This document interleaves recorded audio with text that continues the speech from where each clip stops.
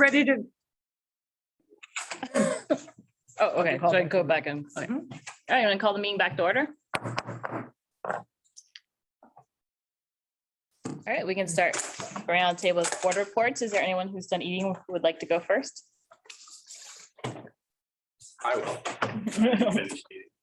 So I did reach out to Dubuque Community School District and Western Dubuque Community School District, Stan Reingans and Rick Colpitz. We talked about the board goals and have gonna meet them yet this month and get a tour.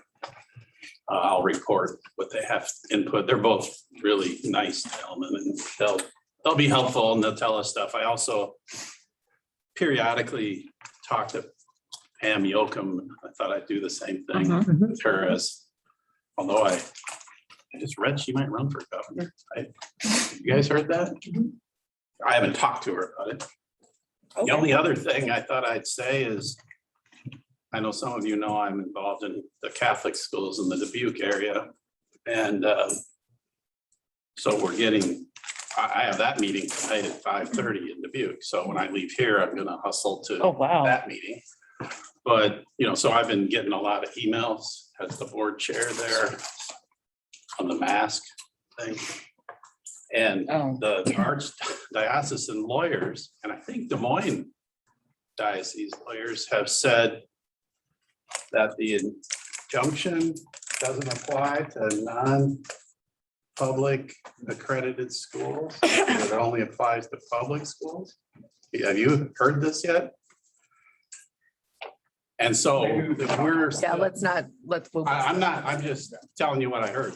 So I'm not asking you for anything other than I thought you should know. Thank you. I've had communication with all my local legislators, and we'll continue that discussion through the fall. Visited several school districts. Fortunate, especially to have grandkids who are in athletics and music and all kinds of things. So it makes it easier to do those things. But still, nice to see the things that are going on. I visited with several teachers and administrators. Continue to do that again as things go along. Obviously, you know what the topic is, and we all know what that is. But again, their inputs is important. And so I keep reaching out to those people. I have a son-in-law who is a professor at Vista and teaches postgraduate teacher prep and doing a nice job. So it's nice to have that ear to what's going on in that area. So that's me. I can go next. Oh, I guess since you're still finishing up eating. I resumed having my weekly meetings with the school superintendent, so I'll get a good look at what's going on in Norwalk to speak about. So I resumed those like as soon as school started, so that was good. We're also recruiting for the Iowa Student Learning Institute that I'm part of. And so it's interesting because we're changing our structure, so we'll be able to bring on a lot more youth and work on specific project areas within that. One of the areas that I've already seen a lot of interest in from the applicants is getting students on boards as part of our strategic committee. And so that's something that a lot of students are interested in. And then also having a research team that will be able to work with some of the data that we get from the conditions for learning too. So students are really excited about that. Other than that, I'll be presenting at some conferences as well. I'll be presenting at the BEST conference, leading a student panel, most likely, and also at the TAG conference as well. Maybe a couple of those. Awesome. If anybody has any recommendations for how I can build relationships with legislators, that's something that I do not know how to do. So if to fulfill that part of our responsibility, I could use some guidance as well. Wow. Either of you guys want to go? I don't have anything to report. Robert, just glad you're here. So I will next time, but I don't have anything. Totally fine. And we should probably bring you up to speed on kind of our, because we have that stuff in the shared drive. I don't know if, I've read something. do you have, yeah, okay, good. I didn't know if you had email access and everything to have. Oh, yeah. Okay, We're all perfect. set up. Okay, perfect. All right.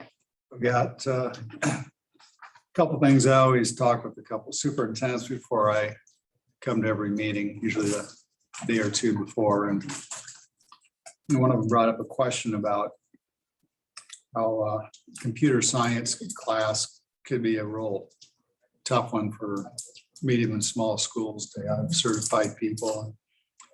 The question was asked if they can't use a community college for fulfilling the offer and teach, and if that was a department rule or a state rule or whatever it was. But anyway, that's a concern that's out there, is finding somebody certified to teach that class.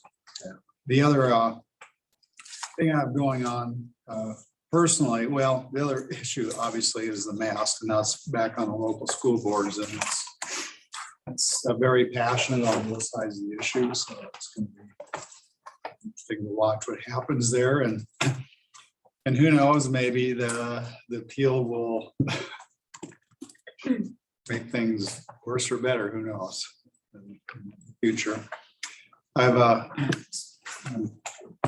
most of you know, I do school accreditation visits, and one of the schools I was going to do had to change their date to a different date, which I'm not available to do. But I guess maybe the good or interesting news is I'm doing a school in Florida, middle of October. It's Columbia School District. I guess it's about the size of Waukee. Ankeny's got 2 high schools and 14 different buildings. But they have their own charter school within the boundaries of their school. So it'll be interesting. I'm going to serve as associate lead on that and just kind of getting geared up for that one. Interesting. Okay, wait. Well, remote, that's one thing with COVID, you can't go on site, so I can do remote visits virtually. Oh, that's okay. Yeah. I thought you were going to Florida. Yeah. I'll be interested to hear about that one, especially with the charter school on site there. Kimberly? Kim?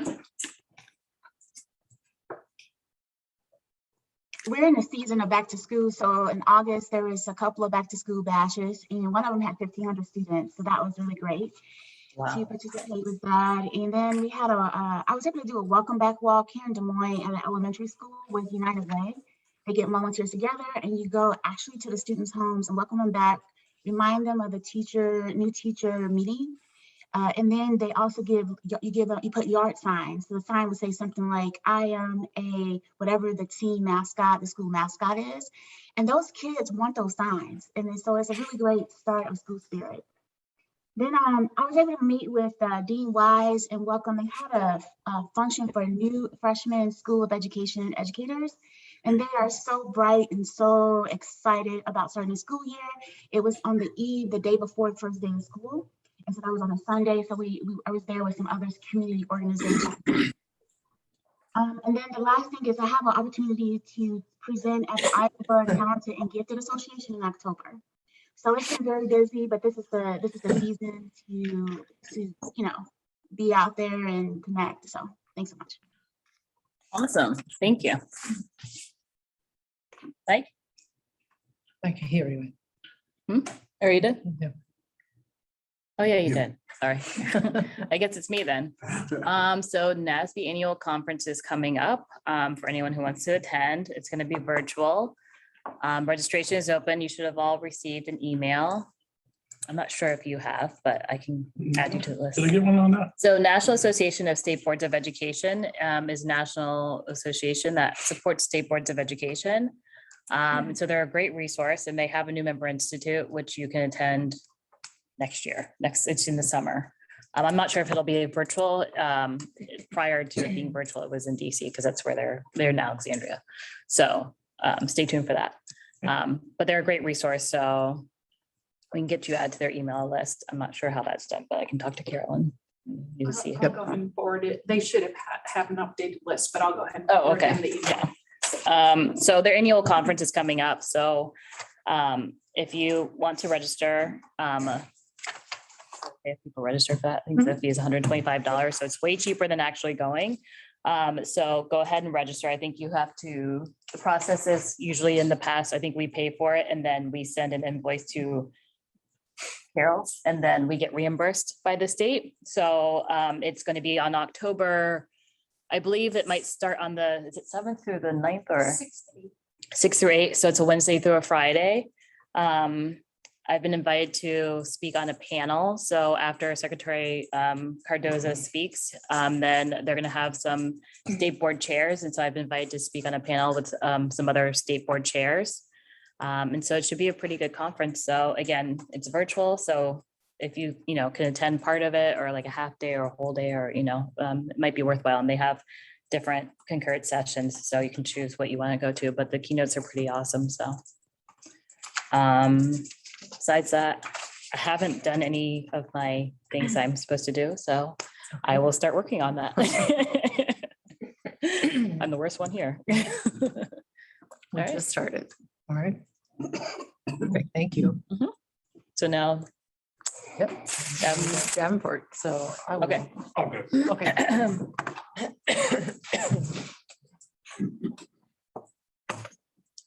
All right. While Thomas is getting them, good afternoon, everybody. Hello. I'm here with you today because Amy Williamson is unable to join us and provide this update. And I just have a minute or two and I'm going to get out of the way and let Davenport have the floor here. But just to set our context as we get going here, and you've got this information in the board, the executive document. But this update is part of what you've requested from the district as part of the directors and yours temporary oversight and operational supervision and authority for the District of Davenport. And their accreditation plan have asked for regular updates from the district to see how things are going. So this isn't an action item today. It's an FYI for you to talk to the district and to review the plan and hear from them about how things are going. So with that, I'll just ask to see real quick, and I've got Janelle Brandhorst and Barbara Olander here too. The three of us have worked regularly with the district as well. So we're here to answer any questions that we can, but really want to make sure that you has time to have the floor with you.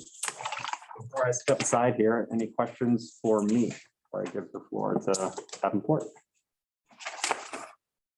All right, good deal. Need more chairs there. Okay. All right. Is this the trick chair? It might be. Thank you. TJ Sneckwell, Superintendent, Davenport Schools. I wanted to highlight a couple of things that were in your report today.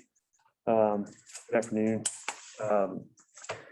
First of all, on our Davenport plan sheet, there's a couple of things as an overall structure that we've been working on diligently. Do you need me to remove this to hear me a little better? Okay. Sure, it's up to you.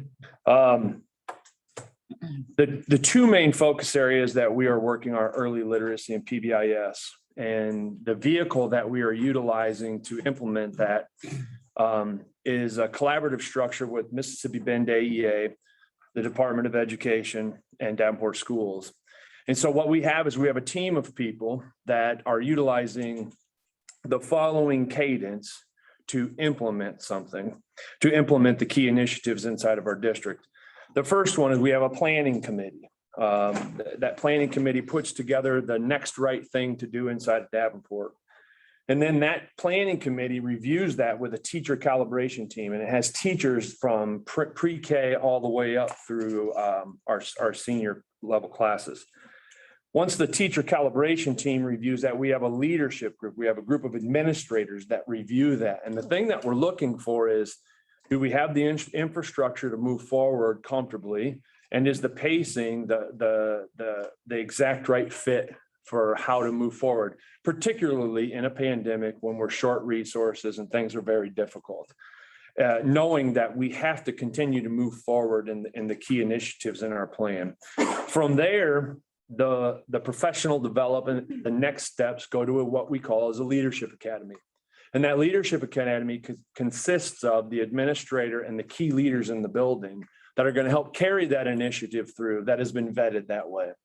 And all along the way in that process, we update our school board members. That system that you just heard is exactly what we learned last year, works inside of Davenport. by implementing the crisis response violence prevention initiative inside of our district.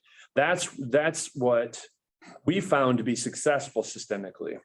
The second main structure that I'm very proud of that we are moving forward with is a data cycle review. Last regular board meeting, we presented to our school board for feedback what the school board can expect for data throughout the course of a year. So we've set aside half of our committee of the wholes for our board to interact with data that is critical to the Davenport plan. And here's what that data cycle looks like. So the first one up is the conditions for learning. And so I will kind of walk through that. Our district administrative team will review the data from the conditions for learning survey. From there, our buildings will have an opportunity to interact with their own data and district level data to determine what they believe are next steps. So the cascade of information will flow both through our teachers and back up to our district level leadership, which we're finding to be a critical step. From there, it's very similar to the planning cycle that you heard. Our district level leadership, our DSAT, our district level leadership team will then review that, put together a presentation that will go before the school board. None of this is finished. So I think that's a difference. In the past, we would finish a product and then share that with the school board. Our school board are deeply connected into our community, and they have a good grasp on what should be the next steps for our district. So bringing that to our school board to interact with, to give suggestions and then move forward on our actions that we right alongside of that data cycle review. The cycle that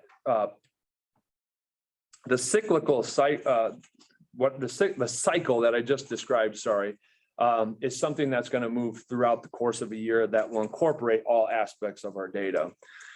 In terms of PBIS, we have had one building leadership team meeting where they've come together, they've worked on where they are and where are they going, and began to build that plan based off the data that they've had. And that was at our secondaries. So I believe it was yesterday, all of our high school teams and middle school, junior high teams were in a room learning about what are the next steps and deciding how to move forward from there and planning out their professional development. In terms of our early literacy, we have really narrowed our focus. The analogy that we have is we started our school year off, we filled our ships with all of the necessary supplies and knowledge, and they're out in harbor and they're taking off from there. And so one of the things that I'm very proud of in that arena is that we started the school year by analyzing our data and starting our tiered interventions right away. And the feedback that I'm getting from teachers is that they're very thankful for that streamlining. Now, that's just the tip. Where we're going with early literacy, I'm very excited about, because it's really about increasing our knowledge and understanding of language essentials for teachers of reading and spelling. That's the direction that we're heading, is this background knowledge of exactly what is the science of reading. And so we've laid the foundation for that. And that is not an overnight fix. That is going to be a very long-term systemic approach to teaching reading. And I'm very proud of the direction that we're heading, because we're not taking the easy path. We're not adopting a curriculum, things of that nature. We're going about it through teaching strategies. And so some of the barriers that we have in front of us now are the same barriers that most school districts are facing. You know, the teacher shortage, the issues that are associated with our pandemic, and things of that nature. So those are the things that we are constantly working through on a daily basis. And so that concludes my update, and I'm more than willing to take on any questions if Dr. Lebo. Thank you. TJ, the data that you provide the teachers to work with, is there trend data in there for multiple years or just? So it's very difficult for all schools in Iowa right now to find trend data with what's occurred in the past year and a half, particularly for the conditions for learning data. And so, yes, we've tried to look back at our conditions for learning data, but it's very difficult for that. In terms of our early literacy data that we're seeing and things of that nature, what happened last year completely disrupted the data cycle. And so what we're trying to do the best that we can is put interventions in place for the students that have unfinished learning and for those students that need to be extended, which is an incredibly difficult task for all educators in the state of Iowa. But I feel like we're moving in the right direction. If that answers your question. It's very difficult to get trend data right now. That should be a goal. That is absolutely the goal. Yeah, I totally agree. How was your enrollment doing?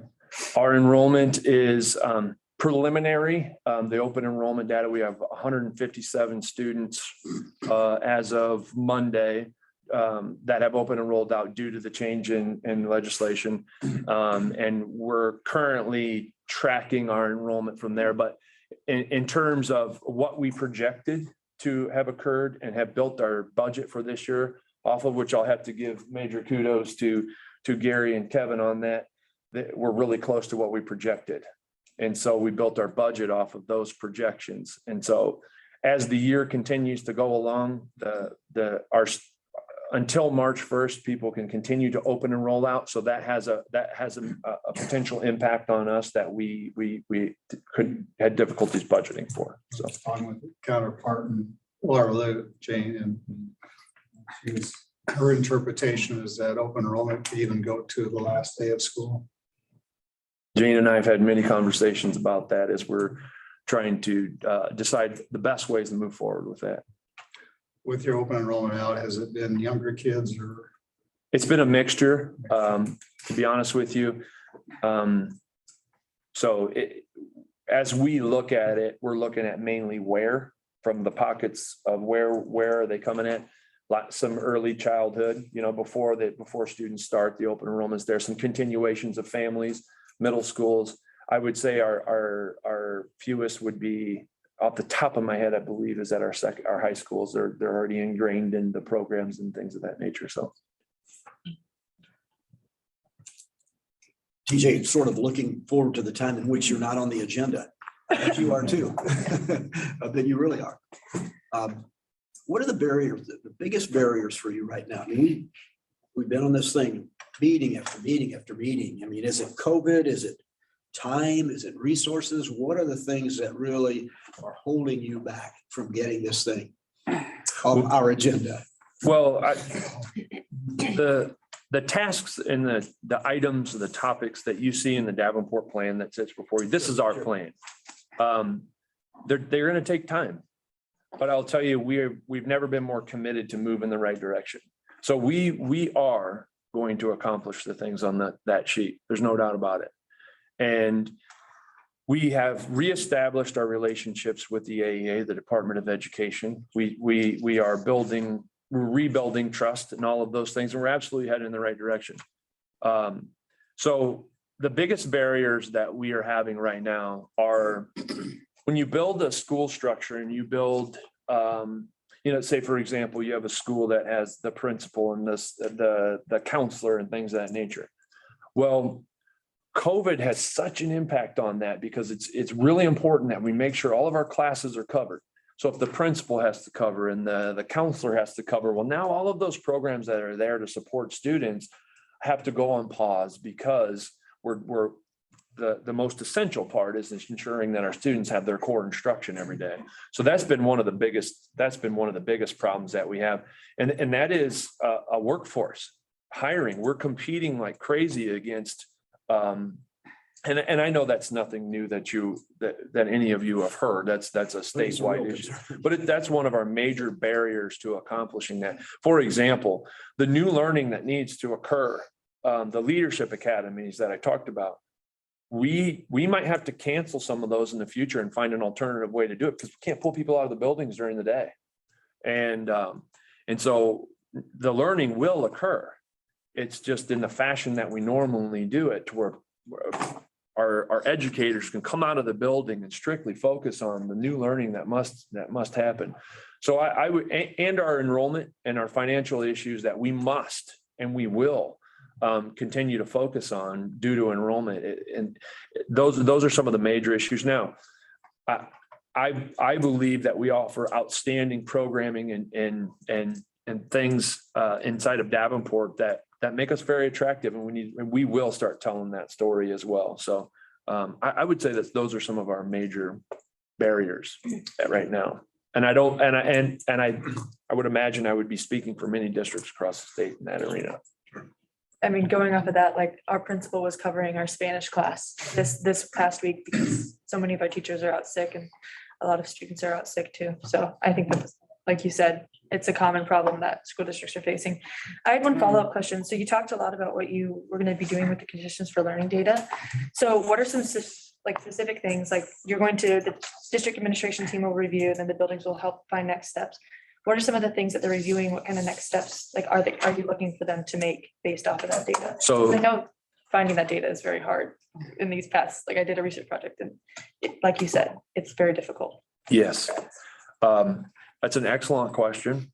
And I believe the last time we talked, you were very interested in our youth leadership teams. Yeah. Our youth leadership teams are up and running. Okay. So one of the things that I think districts do, which is very difficult for me to do, is I think I know what the next steps are. Yeah. And I am very passionate about that. Well, one of the things that we do too often is we act on that without hearing the voice of the people, all throughout our organization, right? So we've analyzed our data, but now it's time for that to go to the building, to our youth leadership teams to come back.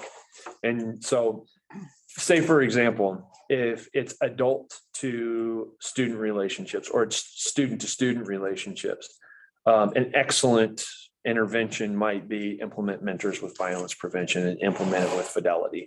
Or it might be build specific lessons into your AP classes. Or it might be,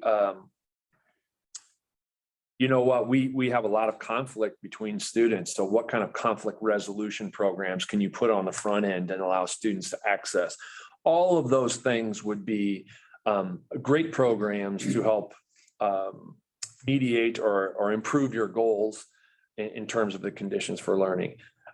So I'm holding back what I believe should happen so that data and information can cascade through, and even through our school board. They have a very strong drive to seek public input and act. So I'm very excited about watching that cascade through there, to hear the student voice, the teacher voice, and then from there, really take the high leverage action that can really take care of multiple things and is sustainable. And I think that involving youth in that process is going to be very, very important. Not only asking them what they think should happen, but involving them in the process of creating those action steps and actively reviewing the data. Because I know so many times we don't see that. We take the surveys, we don't ever see that data again. We don't know what it's used for, and we don't know how we can use it to improve our schools. And so involving youth in that process is going to be really, really important. Thank you for the feedback. We had a board presentation from youth leadership teams. We had an elementary, a junior high, and a high school representation. It was fascinating because our elementary students wanted more questions. They didn't think the conditions for learning was asking enough questions, which I believe it asks plenty of questions, but they wanted to know more about this, that, and the other. So they decided to send another survey to the youth leadership team at the specific elementary school. Yeah. And I think a lot of times they can speak to the nuances that aren't necessarily called out. Because I know when you're reviewing data, like our school district reviewed data last year, and there was a difference in what administrators thought and what teachers thought and what students thought in the same response to the same exact question. And so that difference is going to be there. And so getting the student opinions on that and actively involving them in that process is going to be very good. Thank you for that feedback. So impressive. I know. We're lucky to have her. Want to have any other questions? Well, I want to add that just a couple things. So for one, our meetings with Davenport have spread out to just once a week. Initially, we were meeting twice a week. So just for feedback for the board, we do still meet regularly and are certainly available as needed, but we've gotten into a very good place of understanding what needs to run through us, what doesn't, and the type of support that TJ needs. The other thing I just want to comment on too is when I think Mike specifically, when you talk about this plan, one of the biggest differences I've noticed is that when TJ talks about this plan, or when their board talks about this plan, it's Davenport's plan. It's not the department's plan for Davenport. It's Davenport's plan because it's the right work. And that's a different narrative. And I think when you hear that, that is very reflective of the work that's being done. So I wanted to make sure we recognize that as well. And again, as always, we appreciate you coming here. We understand it is quite a distance. Your dedication and commitment to this is never questioned. And we certainly understand and appreciate your time for being here today in person. For having us. You brought some board members, TJ. We did. I wonder if we might, can we take a couple of minutes? Oh, absolutely. Yeah. Yep. The president goes with us today. Our vice president usually comes, but she was on vacation. I think she's inclined to have a vacation. Nothing. That's understandable. So, President goes. Do you want to talk? Hi. I'm so dedicated. I drove all the way from Kansas this morning. Oh, what? Good for you. Oh, wow. Thank you for being here. Oh, my goodness. But yes, we have adapted. It is Davenport's plan. Why don't you go ahead and come to the, Yeah. do you mind coming to You the wanna sit table? Um, Just say your name. If they didn't, just say that, please. I'm Dan Gose. I'm the board president. We have adapted the plan. It is Davenport's plan, and we did, when they presented, our board has put the notion out there that we want to continue that plan. Even after everything's met and everything, it just holds us accountable and makes sure we're checking the boxes and we're doing the right things that we were supposed to be doing. So that's something going forward. And also one of the things for the early literacy, I put the challenge out to our board, to all of our elementary principals to reach out to us, and we'll come in and have the kids read to us and read to them and things like that. Because we can't just sit at the table and talk about it. We have to be about it when we're doing that kind of stuff. So all in all, I've been on the board for like 6 years now. It's definitely a lot different than when I very first started. I will say that. I think we've came a long way. We've had a lot of supports along the way and collaborative teamwork and things like that. So at the end of the day, it's for the betterment of our district and the kids in our district that we serve. So How else is it different? as far as Said it's different, it's quite different now than the atmosphere that you had on the board several years ago. some of the things I can't talk about, obviously, clearly, there's people that aren't there anymore. When I first got on the board, one of the superintendents, it was strictly his agenda and the board didn't really get to ask anything and things like that. And obviously that kind of led to where we were. And then we had another one, didn't work out. We have a good one now. The biggest thing is I guess one of the biggest changes, the way we have it set up now is we discuss something at a board meeting. And then I'll go around the table and ask board members if they need any other information to feel comfortable voting on that, what other things they need. We never had that before. It was, hey, you get this Friday afternoon, you're voting on this on Monday, and you don't know what you're voting on, right? We're getting a lot more information on that. We've had a lot more presentations where, some of the staff members, not just the administrators, are coming in and presenting to us, because obviously sometimes you want to hear from the people that are out in the field too, which obviously they have other commitments in the evening and things like that. But you do hire your administrators to kind of be their voice. Our board members go out and visit the buildings and things like that to see how things are going. All in all, it's like a complete 180 from where we were at from when I very first started. I'm a very passionate person. I like to ask a lot of questions, and I like to put my thoughts out there, and we didn't have that before. The board's questions and concerns were never met. Hopefully I don't get in too much trouble. But like TJ said, we do include the public and things like that. TJ and I we're actually going to start, I think, Monday night to go around to our different municipalities and meet with them and kind of introduce ourselves, who we are, so we can kind of work together. It's something we've never done, because obviously certain things that the city and the counties do could contradict some of the things we're doing. And if we're not all working together for the betterment of the, district and the community, then we're kind of butting heads at things. So it's It's definitely been a nice transition to where we are now. Obviously, the conversations at this table are a little better now too. You remember that? Never forget it. I couldn't sit down when I walked out of here. I think we got a lot of good staff.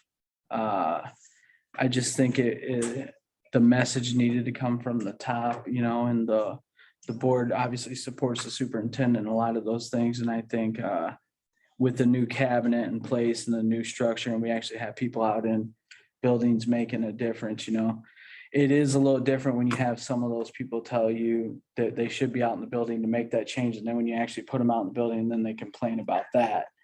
And you're like, well, you said you needed to be in the building to make these changes. Well, that's what we need, because it's very easy to sit all the way up here and say something to the people down here. But if you're not out there with them, or you visit them once a year and say, hey, this is what you're going to do, and don't check in with them and make sure they have those supports, it makes it a lot harder. And then we didn't have, accountability, and we have all that stuff now. We even have to where if board members have questions now, when the agenda comes out, they're able to ask those questions so that we have answers, because nothing's worse than when you're at a meeting and you ask a question and no one knows the answer, and it's made for better meetings. Our board is, very dedicated to the district. We all do the IASB trainings and workshops. I've done every one of the president's ones, and about every one you could probably do, so much so that they use me as an example sometimes. We are putting in the extra work to build that respect back up with our community, as well as all of you in the AEA. So I think I've probably said more than enough. Nice job presenting that. Thank you. Yeah. It's nice to see this. It's more of a partnership, which is nice. And that's the way it should be. It shouldn't be one kind of controlling the other. It should be, you all working together towards a common goal. And it's very evident. So I've been married a very long time. Never agree all the time, but as long as you can find a common ground. And he always answers my calls.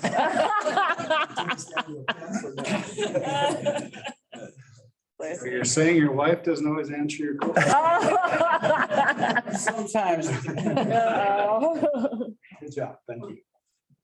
What, if I may, I'd like to invite Gary Sinclair up to kind of give us a brief. Gary is our financial advisor, partner, I would say, to the district. And everybody knows what yesterday was. So Gary, would you please give us kind of your take? I'm Gary Sinclair. I've worked the district since you requested that last October. I think it's important to note that all this started last October. That's 6 months after personnel contracts are signed, 2 months after 75% of your discretionary spending is already done. I think the district has made great progress financially, not only in the numbers, but in the policies and procedures. Maybe that's a bigger impact. The numbers don't always look when you look at one number. So I'd like quickly go over a couple things. I'm talking about certified numbers. As of 8:38 last night is when the district certified their budget.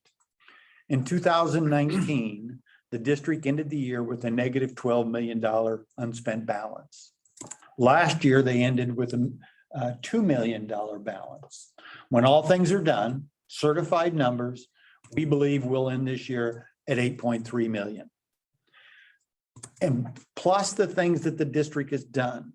Since 2015, the district has used the insurance fund to lower their general fund expenditures. Last year, they used $4.5 million of insurance fund instead of general fund. This year, we use none.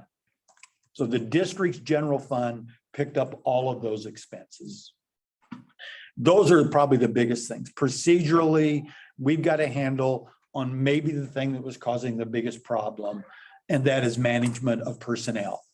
Knowing who's hired, who's not hired, where are you? There's an HR director now that's doing a great job.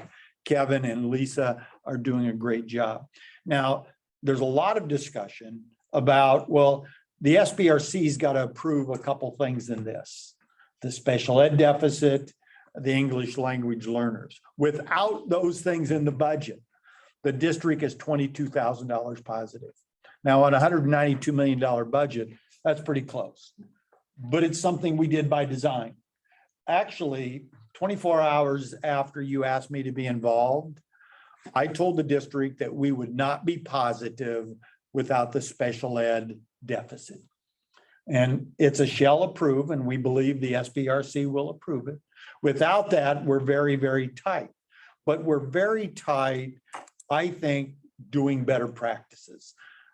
Not using the insurance fund as an insurance holiday. Our approach toward COVID and the use of ESSER money has been great. We've taken the approach that ESSER dollars should not make the district better off financially. You should be whole, but you shouldn't have an advantage from it. So we used ESSER dollars when it related to COVID. We didn't supplant any place. We could have had a balance of $1 million or $2 million, but we chose not to do that, use ESSER dollars in a different time, in a different way. So I know that's very quick. That's big picture. The SBRC will look at this and they'll take out those 1.5 million for English language learners, 6.7 million special ed deficit.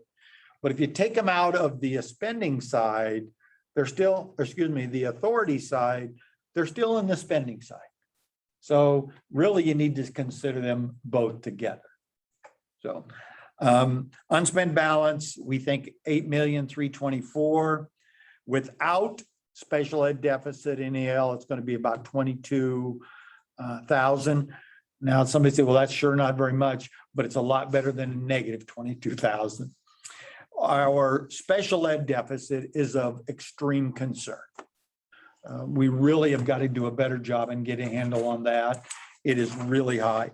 Our solvency will grow from 10.8 to 12.2. Our unassigned fund balance will grow from 19.8 to 22.9. So solvency is very good. So I just wanted to give a quick overview. What questions do you have about the finances? Gary, what are your targets for unspent balance or solvency? Have you established that with the board? We have, and ISB recommends 5 to 15. We're going to end this year, we believe, at 4.15. That it will grow in the next 5 years, and we want to target 10. So we want an unspent balance. We take unspent balance pretty serious. Today I brought shirts and hats for the administration that says UAB on them. Now that happens to be University of Alabama, Birmingham, but my point is to emphasize how important that is. Solvency, we actually think we'll be able to back off of cash reserve and probably let solvency come down a bit. We need to match those pretty close. We Zoom with Gary every Tuesday and he wears this quite to keep us focused. Oh my gosh. That's awesome. SBRC with special ed, that's beyond what you could normally levy for special ed deficit? No, it's just, and really, I think the director for this, my full expectation in October was that we would need the special ed deficit because I knew how big it was going to be within a couple hours. But typically they will want to look at, and they'll look at where you are on July 1st. And on July 1st will be a positive 22,000, excuse me. Then the law says they shall approve the deficit, which is 6.7 million. So no, it's just the SBRC has to take action on it before it's officially included. So basically, most time that's pretty much automatic for special ed deficit, isn't it? The law says it shall be approved. It's not a may approve. Now, you've got to make sure that it's valid. Yeah. Right, but no, it's a shall approve. So we have no reason to believe that it won't be approved. Now, there is a 1.5 million that is the additional cost of English language learners. The district spent that much more. That's a may approve. Now, we expect them to approve that also. But even without that, we're still going to be at about 6.7, 6.8, 6.9. I actually, back in October, had projected that I thought we would end with special ed deficit at 7.2. Hey, when you look at 22,000 on a $192 million budget, somebody's got to say that's figuring it pretty close. It's a tough year. It's been a difficult year to turn around a lot of the policies and procedures. Kevin's addition in February has been a great asset to the financial team, and that's all the part that I deal with. But the staff they have there, the addition of Kevin has made a big difference in procedures. That's our greatest achievement, is that we've got better practices, so you don't get a negative $12 million unspent balance in the future. You have a target for unspent balance? The 10%. 10%.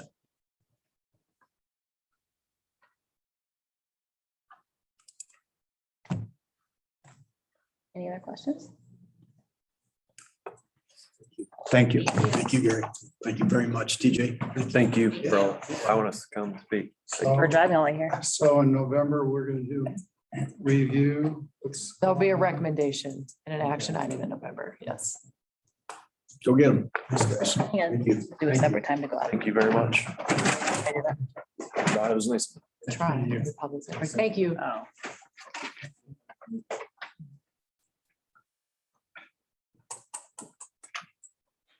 All right.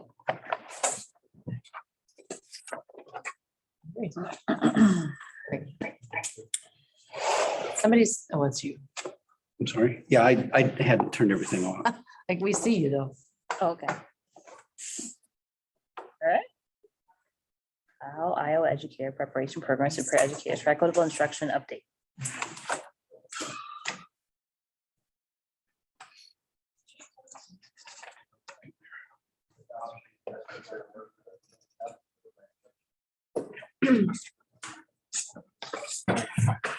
Okay, about a year and a half ago, the state board asked us to provide information on how educator prep programs were preparing students to meet the needs of diverse children, or for teachers to meet the needs of diverse students across the state. And so what we did was put together a work session where we brought in representatives from 6 programs that did just that. They gave you a presentation on how they prepare their candidates. And at the conclusion of that meeting, you asked that we come back or they come back, I should say, and talk about the metrics that they use and how they measure success in preparing students for meeting the needs of diverse needs for children. So that's what we did. We've asked. Now, one of the programs we weren't able to get back in here for a number of reasons, but 5 of the programs have representatives that have put together a presentation, and they're going to take you through that presentation. And I'm going to just advance slides for them. They are going to spend no more than 8 minutes per institution to tell you what they're doing. And that'll leave some time at the end for questions. Okay. Okay. And hopefully, I tried to make sure this worked, David, and it does. So these are the preparation programs that, pardon me, these are the preparation programs that are going to talk to you. And the first one will be, okay, hold on. There we go. The first one is Dr. Chad Biermeyer, University of Dubuque. All right, thanks, Larry. You can go ahead to the next slide if you want. So thank you guys for inviting us back here again. My name is Chad Biermeyer. I am department head head of clinical experiences and assistant professor of education here at the University of Dubuque. So I'm just going to take 5 minutes or so and then cede my other time to the larger institutions. And I'm just going to talk about the 3 measures that we told you we would be using this past school year. So our first measure is this intercultural dependent development inventory, our IDI. And it's a question inventory that student take at 2 different points in our program. They take it as sophomores in their first semester, and then they repeat the exact inventory their last semester on campus, so at the end of student teaching. So, and this is a measure of student mindset towards other cultures and their willingness to be open and learning about other cultures. So what students do after they take it the first time is they meet with one of our professors, Dr. Angie Brandel, and she goes over their results, talks to them about development of an improvement plan. And then students have to be intentional on their own to go out and experience other cultures through jobs that they might work, experiences in school, events here on campus, joining student organizations, whatever those might be. So the second bullet point here is just a list of some of the experiences that our students from last spring identified as experiences that help them increase their results along this IDI continuum. And you can read them there. We have a couple organizations, the Multicultural Center and Circles Out of Poverty organizations here in Dubuque, where students went there as tutors or summer interns.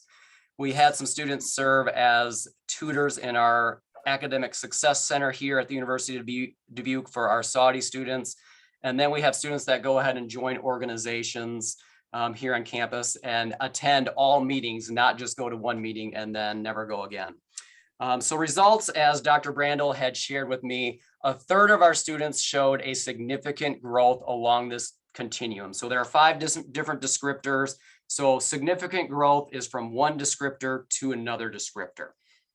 And then we had 1/3 of our students showed a slight decline and 1/3 showed a small increase.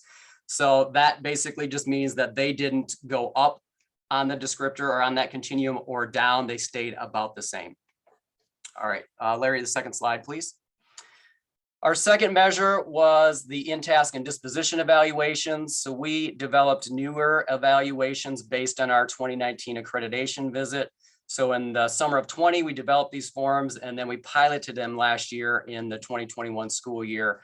And I don't have any data to share with you because our experiences out in the schools was very limited still this past year.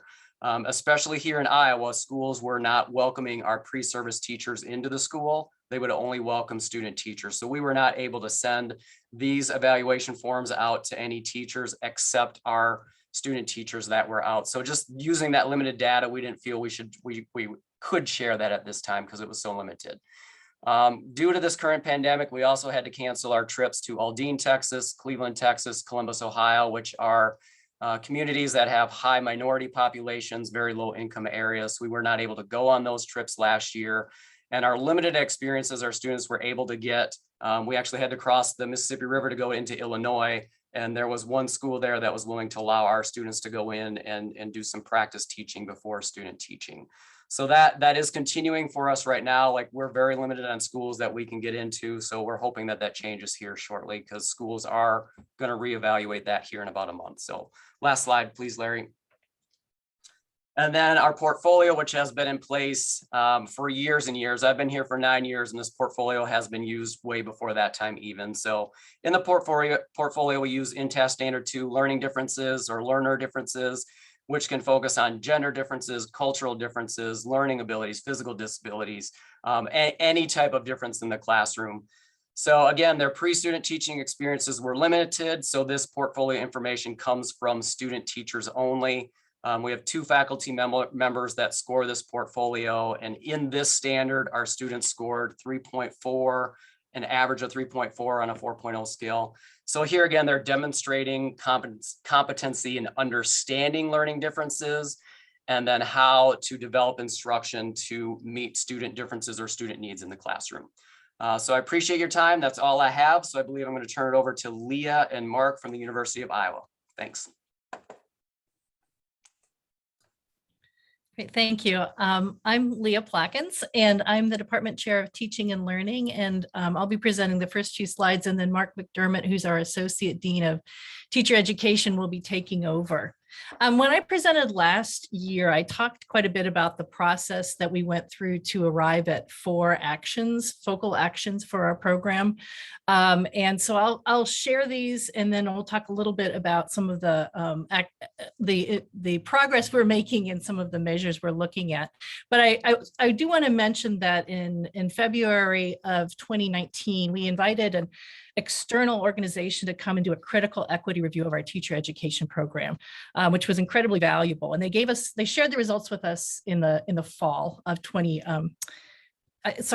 came in the fall of 2019. And so that helped us formulate our plan in terms of areas to focus on. So the 4 areas we're focusing on essentially are, the first one's about faculty, second is about curriculum, the third is about our students, and the final one is around our networks and communities. And I'll just say again a little bit more before going into the next slides. In terms of our first goal, we identified important action in making sure our faculty are committed to the work around equity-centered education, but also that they have the experience, knowledge, and expertise to enact it in our own classrooms.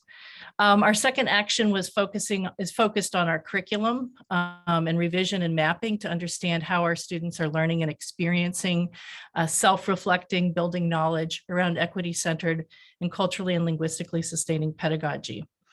Our third action is broadening the demographic of our teacher education program, but not just focusing on numbers, focusing on how we support and provide opportunities for our students and future teachers and faculty of color. And then our fourth action is thinking about and working alongside our school and community partners, as well as making sure we're reaching across the university. Next slide, please. So with number one, we've been doing professional development for a couple of years related to equity-centered education, but we, in spring 2021, really hit it intensively. So we offered 11 sessions focusing on anti-racist and equity-centered education. It was a collaboration with our department, our college's anti-racism cooperative, and the Baker Teacher Leader Center. And we had a variety of formats. And we made sure that they were available to our faculty, our permanent faculty, as well as our graduate teaching assistants and our adjunct instructors. In total, we had 242 attendees across the 11 sessions. I'll say that that's sort of 64 people, and many of them coming to multiple sessions. This doesn't capture the folks who viewed the recordings. So particularly our adjunct faculty who are often school personnel weren't able to come to daytime sessions, and they watched the recordings after. We also tracked how much attendance was coming from each program area, and I'm happy to report all of our program areas that have licensure programs had faculty and instructors attending. We followed up with a survey at the end of the semester, and it actually collected a lot of feedback, so many of the questions are more qualitative. But I will say that we asked one question about how the professional development is going to impact your teaching. And 44% of the respondents said it would have a very high impact, and 55% said it would have somewhat of an impact, and 0 people said it would have no impact. This fall, what I'm doing is looking at people's syllabi to do kind of a content analysis to see if we can trace some changes back to the development sessions. But I'll also say that this coming year, we're focusing more on actually drawing on what we learned last year into our curriculum and our syllabi. So I'm not sure we'll see a huge amount of change yet, but that's what we'll be looking at. Next slide, Larry. This is around our curriculum. And so we haven't established all the many metrics yet, and I'm just going to talk about 2 pieces of this right now. The first bullet point, we have 2 faculty-led groups in our department. One is our teacher Education Curriculum Council, which is made up of 6 faculty members. And we have a Solidarity Committee, also about 6 faculty members. And the Solidarity Committee is sort of our DEI committee. Those 2 groups are collaborating and worked last spring on revising our mission and core values to center equity. We have an initial draft that we'll be taking this fall to our faculty to workshop, as well as to our stakeholders to get feedback. That's going to be a really important piece, because once we have that pinned down better, things will need to align to it. Our courses, our curriculum, our student experiences. And I'll also note a little further down, we are also in the process of reviewing a number of our processes and procedures in the department related to equity-centered education. So for example, we're looking at our formative assessments. So we do embedded signature assignments through TK20 throughout a student's experience. And we're looking at those, especially as we work on our core principles, to make sure that we are actually measuring students' formative development in the areas that we intend. The other big one is looking at the TPA. So we've been using it for about 6 or 7 years now. And some of the things, Mark and I have our own little study group that we meet every week and read and think about race and racism and teacher education. And the TPA comes up sometimes in those readings. And so we want to take a look and see if it is working the way we want it to work in our program, or if it's disadvantaging students and creating more inequities. So I guess stay tuned for that review. And I'll turn the next slides over to Mark to talk about. Thanks, Leanne. Thanks, Larry. I'm assuming Chad meant he was ceding those 3 minutes to everybody to divide up equally, but I'll try hard not to use them all up myself. I'm very fortunate to work with Leah. I've just moved into this position as our Associate Dean for Teacher Education, but prior to that, I was our program coordinator for our elementary ed program, and was able to work with Leah on a lot of these initiatives last year and the year before as we got them started. And this third goal of broadening our demographics in our teacher ed program, obviously there's some positive news here. You know, we look at this as we are moving in a positive direction in terms of the percentage of students of color in our teacher ed program. And we've been fortunate in the sense that our numbers in general have been increasing over the last couple of semesters, which has helped us increase our total number of students of color. But as Leah pointed out, and one of the things that we really are working hard on is it's one thing for us to recruit a diverse group of teacher education candidates. It's another thing for us to then support all of our students, but particularly our students of color, as they come to our teacher ed program, so that we can make sure that it's a positive experience for them as we're all learning from each other. And so a lot of the qualitative data that Leah talked about, and that I'll mention just a little bit on the next slide, is really being gathered from all of our students, but in particular, some of our students that have come to our program over the last couple of years. From different backgrounds. So if we could move to the next slide, Larry. One of the things like that Leah mentioned was this idea of building and sustaining community school and university networks. And we were fortunate to create and then hire a new position this year, an associate director of partnerships and programs, Amira Nash, who was an educator in the Iowa City Community School District and also a graduate of our program.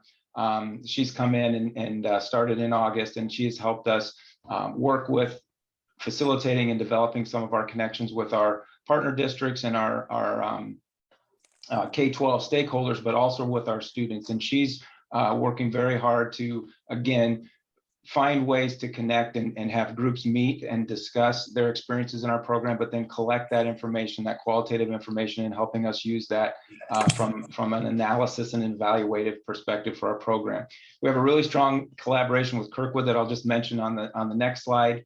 That has really helped us in terms of not only reaching out to particularly again students of color and encourage them to think about teaching, but also help us work with young students, high school students who are interested in teaching, and help starting to integrate some of these ideas that we're talking about into their experiences and learning about teaching in the teaching profession. We continue to find ways to connect with our area districts. We were fortunate to be able to join Iowa City for their Martin Luther King Jr. Day, where they hosted an event where we could come in and have a conversation with high school students about the lack of teachers of color and some of the issues associated with that and how that impacts their experiences in the classroom. And we had over 200 students and faculty that joined us for that particular event. And then, like I said, we're continuing to work on trying to develop some young educator groups and organizations. So for the next slide, Larry, if you don't mind, this is just a little bit more detail on the partnership. And I'd be happy to, if anybody had questions later, or even email and reach out about this. But one of the things, what we're trying to leverage is the fact that we've got a Kirkwood Regional Center here that is a building where area high school students from several different districts come and take coursework. And in that particular building, there's a education academy where there's high school students interested in being teachers or exploring the education career pathway. We've been fortunate to be able to work with Kirkwood very closely on this, and not only utilize this as an opportunity to help high school students in general think about teaching as a profession, but also be a little bit purposeful in our recruitment of students for the academy, and then be very purposeful about working to integrate into the curriculum, into those courses, different ideas about being, like Leah talked about, anti-racist, anti-oppressive, equity-centered, inclusive teachers into their experience. So this works, or is helpful for us both in as the partnership with Kirkwood, but also it allows us to have a really effective partnership with our K-12 districts and with the students in those districts. And then it provides us one more group of young people to interact with and to collect some information about their experiences in the program and how what sorts of things they're learning, what's impacting them as they progress through. So the next slide is just some challenges. I won't go into detail because I know I'm beyond my time here, but different things that we continue to work on and we're continuing to measure as well. So I appreciate the opportunity and thank you for the time.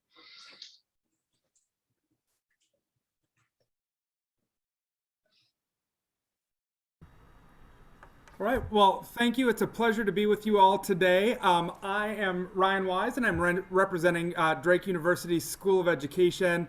This presentation was a team effort, but for efficiency, I'll be delivering it solo today. So our approach to this issue is very similar to how the University of Iowa broke it out, looking at professional development, curriculum, diversity efforts, and then partnerships with the community. So I have 3 slides that will take you through some of the highlights of those. So on our first one, curriculum and resources, I wanted to report back on a few of the things that we shared with you all last year.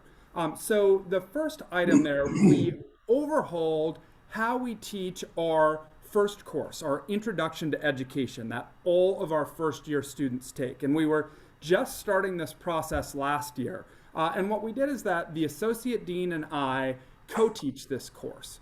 And we have focused it heavily on issues of equitable instruction, diversity, inclusion, and the results were very positive. It was almost 100% satisfaction from the students, and their qualitative feedback spoke about the insight that they gained by looking at system level issues as they thought about becoming a teacher. The second area we looked at last year was program equity audits. And you heard from one of our counseling faculty. And while I know this presentation is heavily focused on teachers, at Drake we also support and prepare counselors, principals, superintendents, and they all are critical in this work. And so in the counseling department, they reviewed every single course, looking at all readings, all course materials, and they used a specific framework called tools of analysis to help students and faculty explore their own identities and the identities of the clients they work with in the counseling system, and how those identities impact their understanding of their clients and their service delivery process. The counseling department also used this model to explore representation in their course readings and in their materials, to look at who is presented as the expert and what is considered normal and who is placed as the norm. And so it was a very comprehensive approach, and that is just one example, but we did those audits and continue to do those audits throughout each of our programs. The third area you heard from last year was around our Ed Leadership program. And in the Ed Leadership program, in 3 of the courses, they have worked with a company called School Sims. And this provides actual scenarios and simulations that our students who are becoming principals and superintendents engage in. And so, for example, I did one of these simulations, and it positioned the learner as an associate superintendent in his or her first year in a district supervising 5 high school principals. And so the challenge presented by the simulation was to ensure equitable learning opportunities for students of color in this large, diverse district. And I loved on one of the screens, as you got into the simulation, it said, as in real life, there is no back button. You can only move forward. So as you go through, it presents new challenges and new situations. And so that, I think, has been a great integration into our Ed Leadership program. The fourth area we spoke to you about last year was our curriculum library project. So we have a curriculum library in our School of Education, and we know from the research that too often literature available to students is not representative and not affirming for all learners. And so this past year, our School of Education children's literature course did a review of all of the picture books in our collection. And every student in the course analyzed 75 children's picture books in our collection. And they looked at representation and diversity of primary and secondary characters, but also authors and illustrators. And they found that our collection was not very diverse. In fact, only 17% of the human characters in the book represented people of color, and only 12% of authors and illustrators were from diverse backgrounds. And so that helped us see we have a lot of work to do. And it was also valuable for our students to think about how they'll apply this own learning to the resources in their classrooms. In addition, we're also running an electronic audit of our library where we enter all of our collection in and then do the same diversity analysis. And we're in the process of that right now. We also continue to develop neighborhood school placements. Most of you have probably been by or on Drake's campus. We're in a very diverse part of Des Moines, and we're really deepening our partnerships with DMPS to get more students in our local schools. Not on this slide, but we have also continued to expand our BLUE program with Des Moines Public Schools. That's Building Leaders in Urban Education. So Des Moines, for the last 7 years now, has at least 50 teachers every year working on a master's program at Drake in culturally responsive leadership and instruction. So that goes right to the heart of this equitable instruction issue. And then the last thing I want to mention in this category is around our rural partnerships. So while we're often focused on issues of diversity in urban communities, we have in the last year really tried to also support rural parts of Iowa. So last year we developed a partnership with Prairie Lakes AEA up in the Pocahontas area, and this summer we were lucky enough, or Prairie Lakes was lucky enough, to receive the Computer Science Professional Development Incentive Fund grant, and we supported the learning of 62 teachers from Prairie Lakes and other rural areas in courses focused on providing high-quality computer science instruction. So that was an excellent addition to our work last year. We also placed a couple of students in rural summer programs up in Manson, Northwest Webster, and Gilmore City, Bradgate. And then we're expanding our ESL endorsement partnerships, both in Prairie Lakes, but also in rural areas right here in central Iowa through Heartland.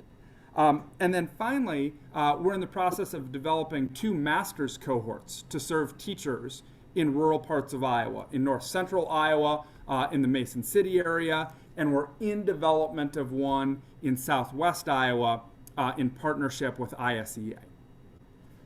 So we'll move quickly to the last 2 slides here. So the second category, the learning opportunities, this would fit with the professional development as well as the community partnerships. So the first one I'll mention, faculty and staff learning sessions. We hosted a number of these last year on campus. One was focused on the 21-day equity challenge through the United Way of Central Iowa. Another one was focused on a study that was authored by 3 of our professors here at Drake about creating a more humanizing framework for student success. We'll continue that this year because I believe that the staff and faculty professional development is a key component to success in this area. The second thing I'll mention is our Diversity, Equity, and Inclusion Committee. Last year, our faculty actually rewrote their governance to expand this committee. So instead of a typical 5-member representation, they broadened it to allow an unlimited number of School of Education faculty and to also include staff, students, and alums. And so about a third of our full-time faculty sit on this committee. So I hope you'll bring us back again in a year because I think you'll see continued action and movement forward.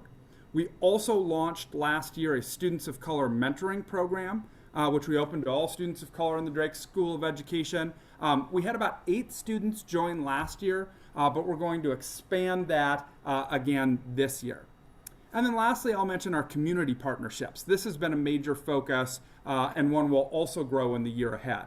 We had a kickoff event this year, a welcome back for all of our students. We invited about 10 community partners. You can see some of those listed there, including Dr. Wayne's Jules Academy. So it was great to have her here. And we really want to make those connections between our students and the communities we serve.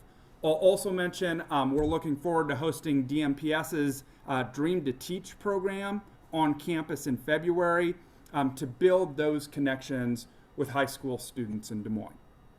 And then on our last slide, I'll just talk briefly, and I know this was one of the key interest areas for you all is what is our data showing? Well, at Drake, we use a continuous improvement process and something called the balanced scorecard. And we have a few key measures. I've just highlighted a few of those there that I know you'll be particularly interested in. The first is the percentage of first-year students who identify as students of color. Over the last 5 years at the Drake School of Education, we have averaged 25%. So significantly above the state average of about 2.7% in Iowa classrooms. But our goal is 33%. So we exceeded that last year. 34% of our first-year students identified as students of color, but we took a bit of a dip this year. So next year, again, our goal will be at least a third of our students. Second, student feedback regarding how their Drake experience contributed to their understanding of people of other backgrounds. Here, our goal is that 80% of our students would respond quite a bit or very much. We're a little short of that. Our average tends to be around 70%. But we think some of these curricular audits and course overhauls will contribute to that. And then third, retention rate for students of color. Our goal is to ensure that our retention rate for our students of color meets or exceeds the retention rate for students as a whole at Drake. In the last 2 years, we've done that. We've had 80% and 88% respectively as our retention rates. And then one final thing I'll just quickly mention. There is a report that comes out each year about novice teachers in Iowa and their supervisors. And in that report, it asks the supervisors of novice teachers, how well is this teacher able to support equity for all students? And the statewide average is 86.5%. Which I think is great and very promising. And for Drake University, for our School of Education graduates, it's 89%. So I think we're making progress. We have some good quantifiable data and some good qualitative information that'll inform our approach. And with that, I'll turn it to my colleagues at UNI. Thank you, Ryan. And good afternoon, everyone. My name is Benjamin Forsyth. I'm the Director of Educator Preparation at UNI. Larry, if you could go to the next slide, we'll introduce the others on the way. Last time we were here, it was all about how we do equitable instruction. This one's about measuring, and we more or less want to follow the same outline. We do it in our coursework, we do it in our placements, and we do it in transformative experiences. And so first, I'd like to turn the time over to Kathy Miller, who's our Educator Preparation Program Faculty Chair and a Mathematics Educator Faculty member. So the next slide, please, Larry. So this is an example of the math teaching program for secondary math teachers, student outcome assessment. On campus, all programs were challenged to revise their student outcome assessment plans about 4 years ago and implemented them about 3 years ago.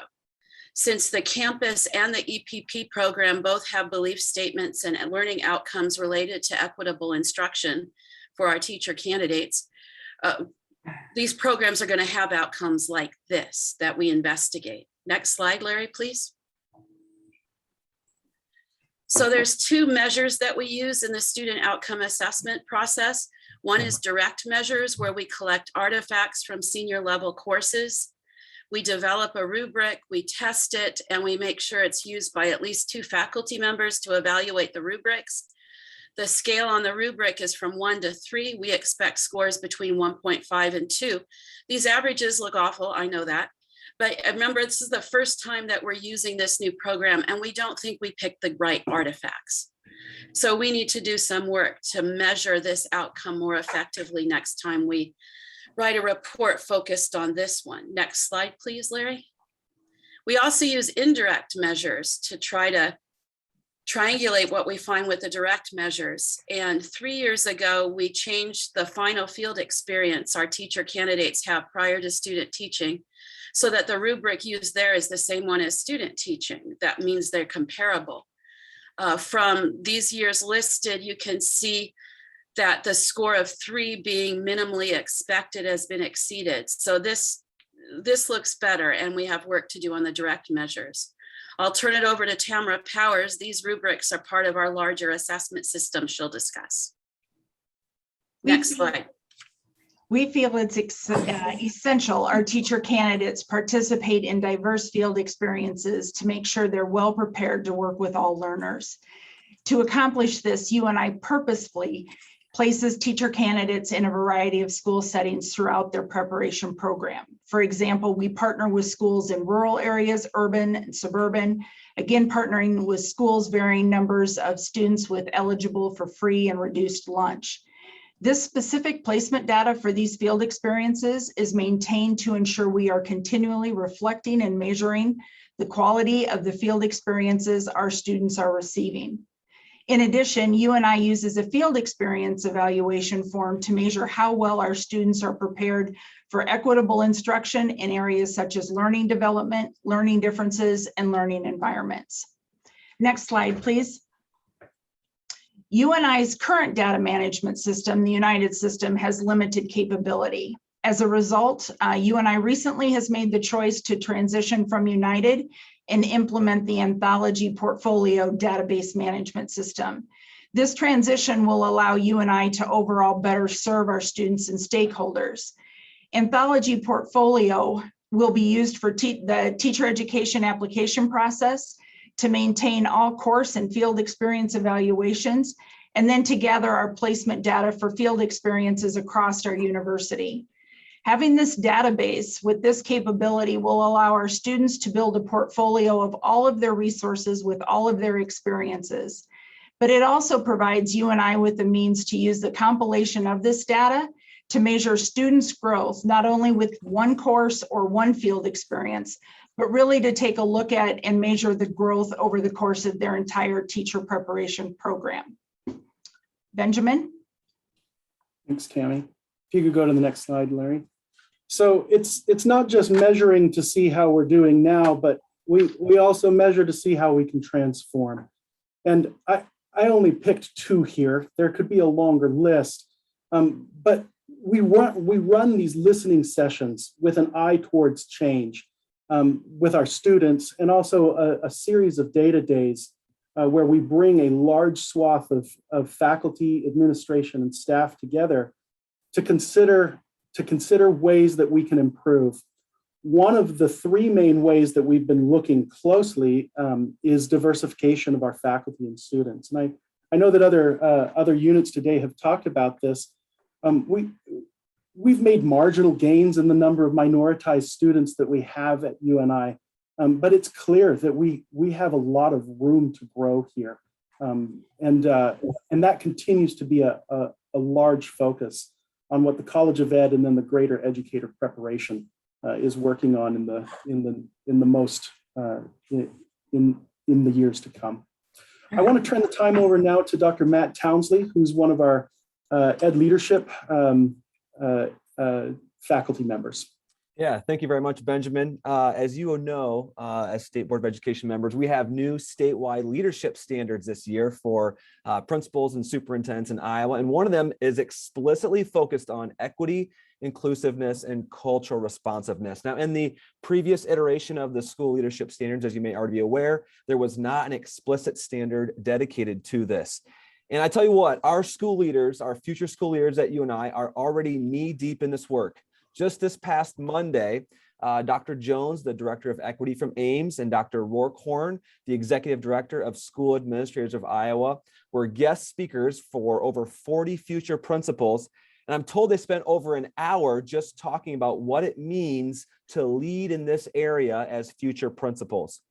Now, this past spring, in addition, we also had our advisory board, our Ed Leadership Advisory Board here at UNI. Actually, they recommend that we have more explicit clinical internship experiences related to diversity, equity, and inclusion. So you can see several of those notes on the screen. So that's just a little bit of what's new since we last met this past year. Next slide there, Larry. I want to tell you now and share with you now a bit about how we're measuring this. So all of our future principals take what we call an implicit bias survey. They complete a reflection. And as a result of that, for example, we just found that our future leaders are all over the place.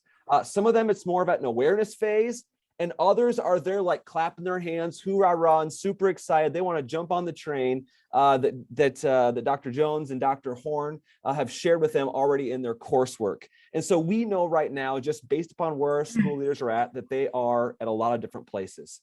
So we're hoping to continue to work and support them. And then at the end of their 2-year principalship program, at the end of their 2-year superintendent preparation program, they'll present a cumulative portfolio presentation. This is in lieu of a thesis.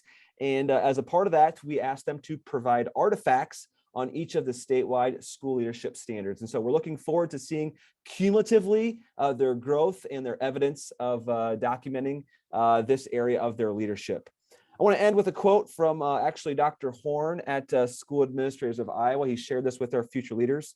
He said, if you're not having these types of conversations, or at least not willing to have these types of conversations, then perhaps this isn't the line of work for you. On behalf of the UNI Educational Preparation Program, thank you for your time today, and we'll turn it over now to our colleagues at Iowa State. Good afternoon, everyone. My name is Heidi Dellinger, and I'm the Director of Educator Preparation at Iowa State University. I want to be respectful of everyone's time, and I actually had an opportunity to chat with all of you in August about some of these very topics as part of our state approval process conversation. So I will be brief and give an overview to make sure that we allow time for questions as we move forward. Larry, next slide, please. So we currently have 3 primary assessments that we use in regards to the assessment of our candidates around this topic. We have a concerns index that is completed at the midterm of all of our education courses, both housed within the School of Education and our content-specific pedagogy courses. It is completed as part of every field experience, and it is completed as needed during individual interactions. This concerns index can alert us to concerns that we need to address, including concerns around competencies around diversity, equity, and inclusion with our candidates early on, both within a single semester, and we create a profile so that we are able to identify candidate needs over time. We are in the process right now. We started this the semester right before the pandemic hit and things kind of shifted. So we are in the process right now of looking at how we can look at this data also more systemically or at the program and unit levels to see if we identify patterns in that way. From a formative perspective, we have practicum evaluations that are aligned to in-task. Specifically, we're looking at the diverse learner standard. Same with student teaching. We have a biweekly and midterm evaluations. The practicum evaluation, the biweekly, and the midterm evaluations for student teaching are all aligned. The practicum evaluations and biweekly evaluations are actually the exact same instrument. And then the midterm evaluation is the same instrument with some additional data collection points so that we can track individual program and unit progress throughout those pieces and use that data.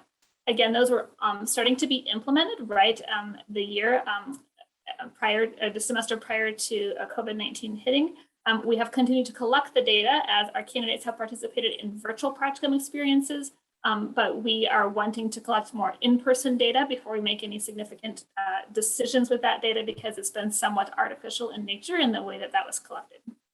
And then also as part of our formative assessments, we shifted away from a former process of e-portfolio and then process of shifting towards a common formative assessment rubric. And so there has been a rubric developed around the in-task standards, including those around diverse learners. And for each of our courses, we have multiple key assessments, and that rubric is used to evaluate student performance on multiple measures so that we can track over time, again, growth and development of our candidates. And then we have summative assessments that include the student teaching final evaluation and the praxis performance assessment for teachers, where we get data on the rationales and decisions that our candidates are making in regards to the instructional choices they have made for whole group instruction along with individual group instruction. Larry, next page, please. From an educational leadership perspective, we have both a principal preparation program and a EDD superintendent preparation program. Just to give you a brief example, our principal preparation program is highly engaged in this work, and they have developed a program long assessment and project that is called the School Improvement Project that begins with an equity audit and leads our candidates through a process of developing improvement plans and implementing those actions so that they can assess and see change within the district or the school that they are working with. And they have a rubric aligned to the principal preparation standards as we move forward through that work. And Larry, next slide, please. So last year, our work supporting our educator preparation team, we spent time really readopting our mission as an educator preparation program. And it may seem pretty basic, but we wanted to spend time really delving into how committed were we to this and what were we willing to do and how are we making this a priority so that the mission became more than just words on a page or something on our website, but it became action that we ensured we were all living. We had multiple work sessions focused on ensuring this mission is the focus of all of our work and our candidates' experiences, including curriculum mapping, having some honest conversations about how we all own this work and how are we ensuring that we all own this work. And then we had multiple small group common readings and processing opportunities. Larry, next slide, please. So our work this year is really focused around renewing our conceptual framework with a grounding in social justice, diversity, equity, inclusion, and that is involving a great deal of work of embedding ourselves into multiple types of literature. We are, after the adoption of the conceptual framework, we will move towards adopting a new standard, an additional standard focused specifically on competency and pedagogical practices that are equity-centered and culturally and linguistically responsive. And from that, we will then review and adopt a new assessment tool. We have spent most of last year reviewing and looking at a number of assessment tools and kind of pause to see how some things worked out as we begin to move forward with that. And then in addition to that, we'll continue to review and read our curriculum maps based upon these changes. Larry? From an educational leadership perspective, again, our principal preparation program is actually titled Transformative School Leadership Program. It has a grounded conceptual framework that speaks to equity and diversity throughout. It has a strong curricular focus, and as I said, it has the School Improvement Project. Next slide, please. And so that is a quick brief. I said I would keep my part brief. And because I know that we are over our time and I want to be respectful of that. I know I had a chance to speak with you all in August. So thank you all very much, and I will turn it back over to Larry.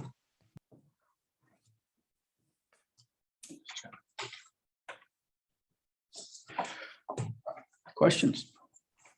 Yes, I have a question. Thank you all so much for coming back and giving us an update. Thanks so much for I'm a quantitative person, so I love the numbers. University of Iowa, great. Thanks so much, and all of you all. The question I have is sustainability. So anytime we have new programs, sustainability is the most difficult thing to do.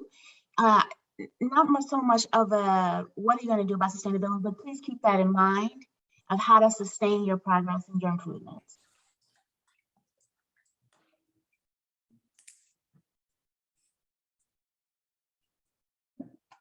Anyone have any other questions or comments? I have another comment. And then my other comment is in regards to sustainability, if it can be shared that even though this is talking about, it looks a lot about students of color and looking at faculty of color and all that whole gamut, the key thing is to really know that it is not really about a certain group of people. It's really the whole system really does improve. So if we can help everyone understand that our whole system improves and everybody really wins in this, because our weakest, whatever is the weakest in our supply chain, if I can say that, because that's my background.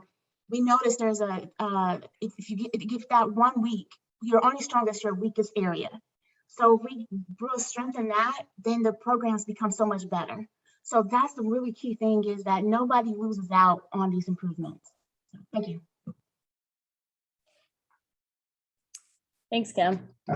Just a comment and maybe a request for future information. Looks like everybody has some excellent programs and procedures in place and are really taking the equity issue very seriously. And so congratulations on all that. And there are different points as far as where you're at in your analysis of the data, and some of you have maybe a little bit more than others to share at this point.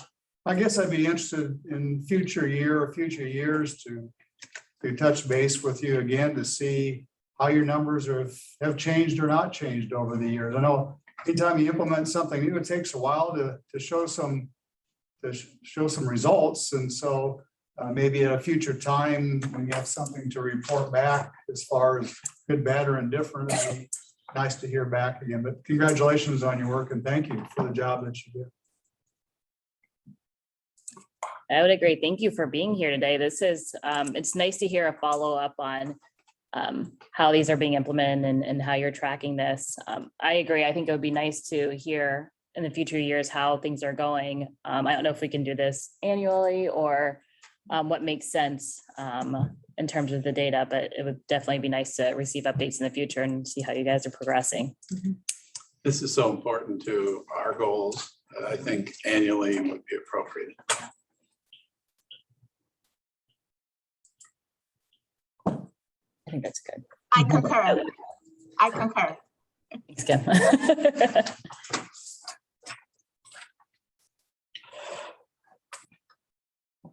Does anyone else have any questions or comments? Well, thank you very much for being here. We appreciate it. In good hands. Thank you. Thank you. Bye.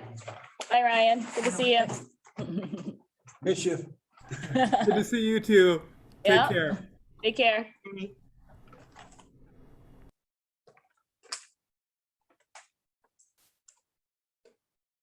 All right, so before we adjourn, so today is Kim's last meeting. What? So Kim is no longer going to be on the State Board of Education. We understand that life kind of takes over, and this is a huge commitment. And I know that you have done just such an incredible job with the Equity Committee, and I've always appreciated your candor and your questions. And you're really going to be missed on the State Board, but definitely wanted to say thank you for your service and thank you so much on your work with the Equity Committee. I know that was so much work, but it's definitely something that's worthwhile. And I know you're extremely passionate about it, and I am too. So I really appreciate that. But I just wanted to give you an opportunity, since this is your last board meeting, to say a couple words if you wanted to. I don't want to put you on the spot or anything, but. It is an honor to have served in this capacity. And it was it was very difficult. But I'm in a season now, my things are changing in my home life and in my work life. And but I have learned so much, and being on the Equity Committee, being a person of color, I still didn't know anything. I only knew what I knew. I learned so much with the Department of Ed serving on it, listening to the students across the state, being able to interact with all the different levels of education. And so it takes, you have to rely on subject matter experts and read. So even though you may be a person of color, that doesn't mean you know anything about DEI, really. So you have to study and you have to seek knowledge. So it was an honor and privilege, not just serving in that capacity, but overall. I feel like I have a more understanding of what you guys do, and it's so much work. Just keep pressing toward the mark. I just had an honor serving in this level of capacity. And also you guys, I love working with youth. I'm gonna still be in the community, but I just have to focus a little bit more on my demands in my own life, my own work life, etc. And as you guys know, I'm embarking on this foster care to adopt. So this is very big and new to me. And so I just have to make sure I focus. So thank you all so much for, it's been a pleasure meeting all of you all and working with each of you.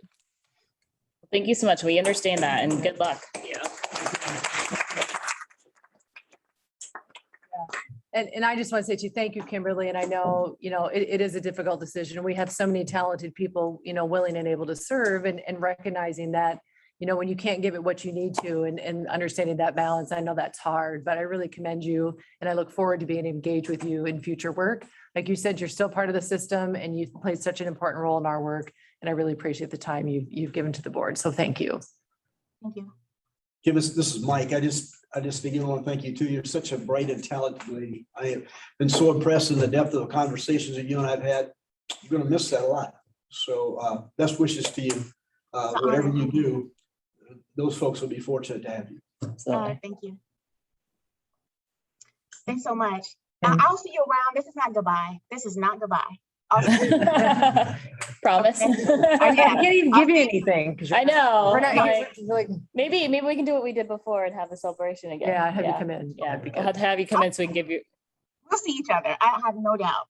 We will see each other. All right. Thank you all. Well, thank you very much. All right. Okay, So bye. Anything else? Do I need a motion? Yes. Motion?